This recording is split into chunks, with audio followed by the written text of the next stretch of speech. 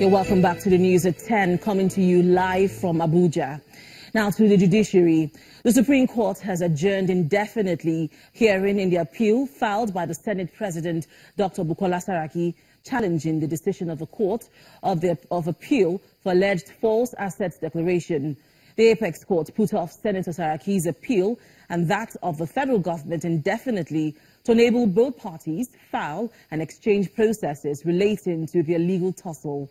Justice Mohammed Musa Datijo, leading 4 other justices of the court, said at the resumed hearing that the court will not give a definite date for hearing until all processes have been filed.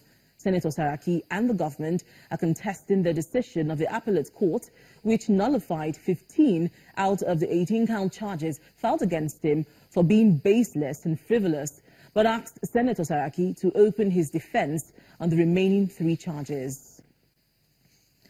Meanwhile, the scheduled arraignment of the chairman of the Code of Conduct Tribunal, Mr. Danladi Umar, over an allegation of receiving 10 million naira bribe has been stalled.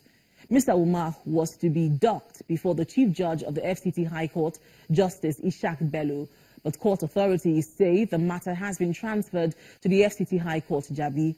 The charge was filed on behalf of the Economic and Financial Crimes Commission by Mr. Festus Keyamo at the High Court of the Federal Capital Territory. The Attorney General had directed the EFCC chairman, Mr. Ibrahim Magu, to explain why he instituted a 2-count criminal charge against Mr. Umar. In the query, the Attorney General also demanded an explanation from Mr. Festus Keyamo to explain who briefed him to file the charge against the CCT chairman. The CCT chairman is accused of asking for bribe to the tune of 10 million naira from one Rashid Owolabi Taiwo sometime in 2012 as payment for a favor. And the Federal High Court has adjourned to the 16th of March for the continuation of the trial of the former Publicity Secretary of the People's Democratic Party. In adjourning the case, Justice Okonabang asked parties to forward all the cases cited in the court on an application filed by Mr. Metu seeking the release of his passport in order to enable him travel to attend to his health. At the continuation of hearing in the application, the prosecutor, Mr. Sylvanus Tahir, asked the court to reject the application as there is no material evidence before the court that would justify Mr. Metu's application. Mr. Metu has been absent in court as a result of ill health, but made his way to court today on a wheelchair assisted by his family members. And that's all from Abuja. Back to you, Joma. Thanks a lot for that, Linda. President Muhammadu Buhari today commissioned the over 50 billion naira Sonti Golden Sugar Estate Limited in Mokwa, Niger State. The company, a subsidiary of Flour Mills of Nigeria, with an annual production capacity of 100,000 tons of raw sugar, is believed to be the largest agro-allied investment in Nigeria.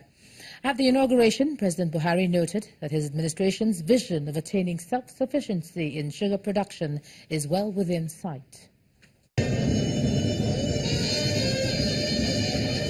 Dignitaries from all walks of life converge on Sunti in Mokwa local government area of Niger State to witness the commissioning of Sunti Golden Sugar Estate Limited, a dream come true for the Flour Mills of Nigeria PLC.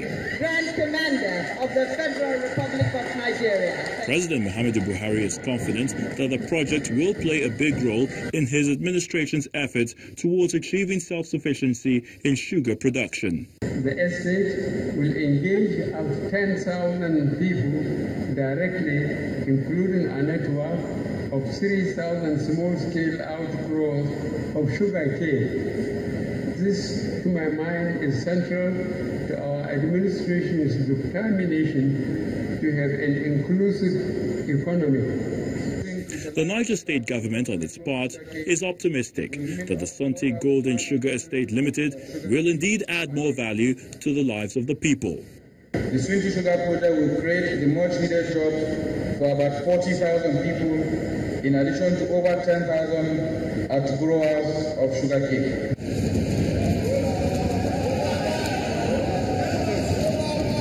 The President commissions the project.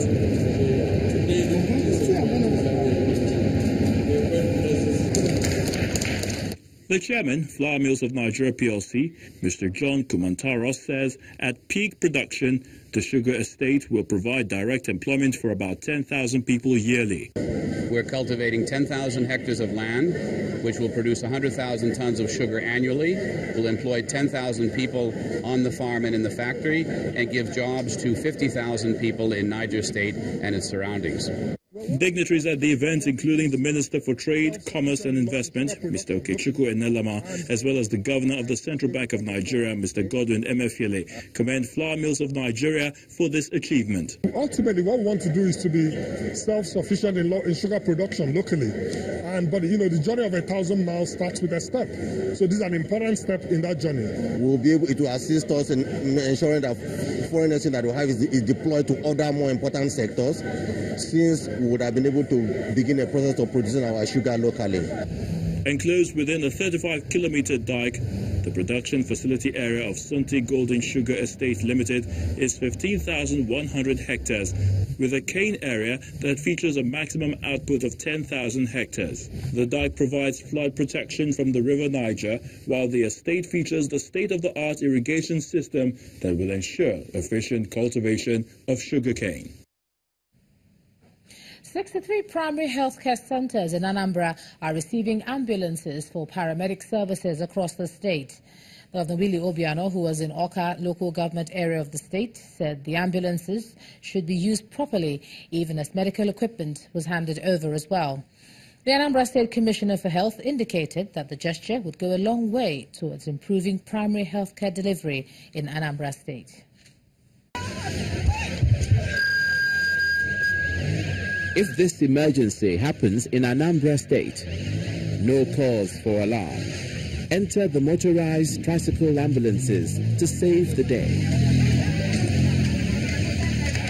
While this demonstration gets an applause in Amobia, Awka local government area, it would not be possible without these ambulances to be distributed to 63 primary healthcare centers in Anambra State, courtesy of the Governor, Willie Obiano.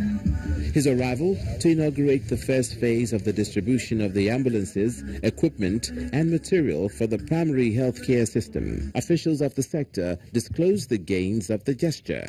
As you can see, the tricyclic ambulances are well equipped with basic life support system. We have resuscitation equipment, first aid kits, and this is going to be used for prompt referral of cases from the primary health centers. We have, I'm sure that most communities are here, the 20 million project.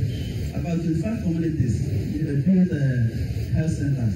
The government in the next phase, before the end of this year, will equip those ones, and also will give all these kind of ambulances to bring into the field.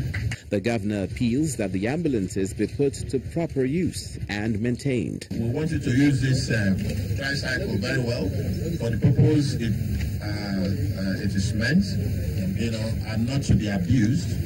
In addition, we want you to take care of all the medical equipment that we have supplied. We are going to hold you personally accountable for the loss of any of these items, so you must take very good care. One advantage of the motorized tricycle ambulances will be easy maneuverability for hard-to-reach areas in Anambra State, caring for the people and saving lives. Maybe you put your hand on one. And over in Rivers State, kidnapping now carries the death penalty. The state governor, Nyesom Wike, who approved the penalty for convicted kidnappers, regretted that the state has over the years suffered huge economic losses due to kidnapping and cultism activities. Also today, the governor signed the Neighborhood Watch Bill and the anti-cultism bills into law. He explained that those convicted for cultism will face life imprisonment, and where there is loss of life, the death sentence. He also believes the criticism that trailed the proposition of the Neighborhood Watch Bill is unnecessary. I don't know why in this state we always politicize everything that happens. This is not the first state that has adopted this neighborhood safety code. Lagos State did it. If you look at the one of Lagos, it's virtually the same thing with Rivers. So you now find out, why will it be the one of Rivers that will cause crisis? All of us are aware. Police and other security agencies have complained. They don't even have the personnel to cover everywhere. All over the world now, security is more on intelligence. Intelligence gathering is where you have security. Yeah, it's where something happens. We'll send troopers, we'll send battalions, platoon. When somebody has died, can the person come back? It better cannot come back. So our major problem in this country has to do with security, intelligence gathering, information. Since you cannot have them in every community, in every ward, why not have people who will be acting as intelligence?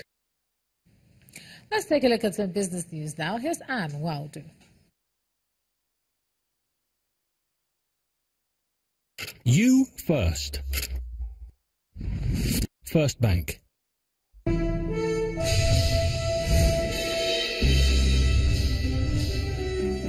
Thank you, Ijoma. We begin business news tonight with the Nigerian Economic Summit Group announcing the creation and induction of commissioners for the Nigeria Fiscal Roundtable to boost government revenues. The Fiscal Policy Roundtable is expected to provide clear and actionable homegrown policy reforms to complement the technical advice provided by institutions like the World Bank and the International Monetary Fund. It would also guide national tax research and studies, engage and frame citizens' perception on taxation, and proffer solutions to tax and fiscal policy challenges through evidence-based advocacy. The Consumer Protection Council has promised to ensure the protection of rights of consumers who use online stores. At a news conference in Abuja, the Director General of the CPC, Mr. Babatunde Irukera, said the council will sanction online marketers who infringe on the rights of consumers. One of the things that came out of the meeting is to discover that there's even no organization or professional association or anything amongst them.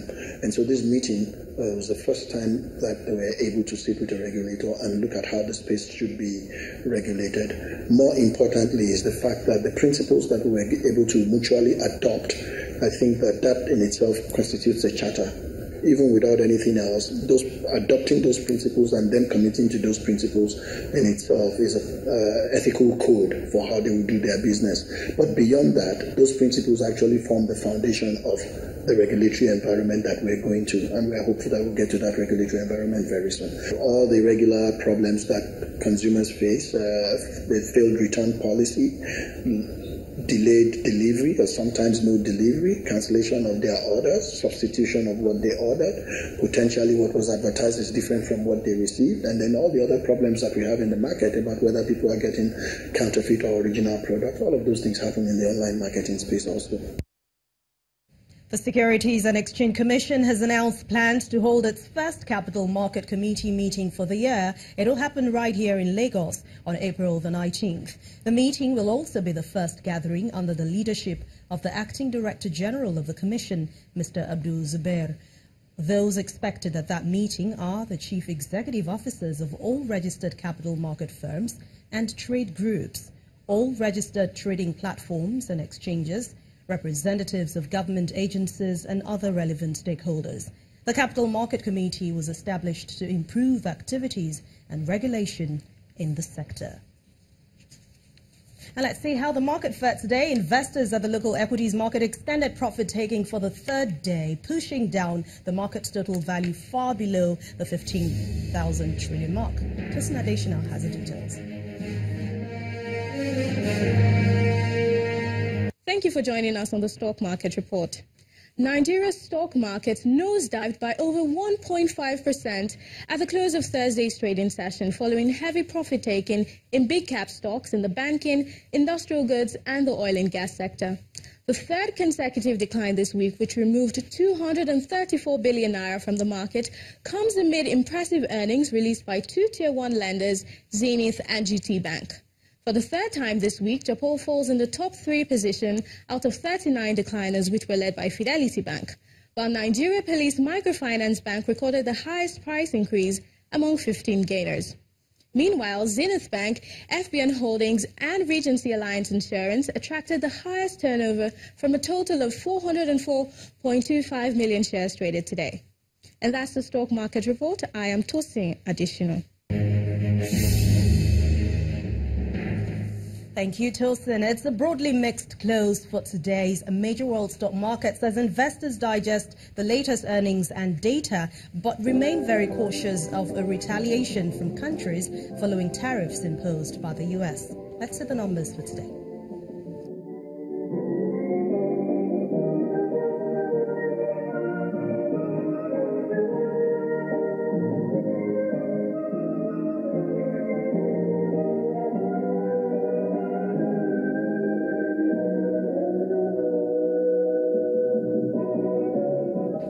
Thank you for watching Business News Tonight. I'm Anne Nwawadu. The rest of the news at 10 continues with Ijoma.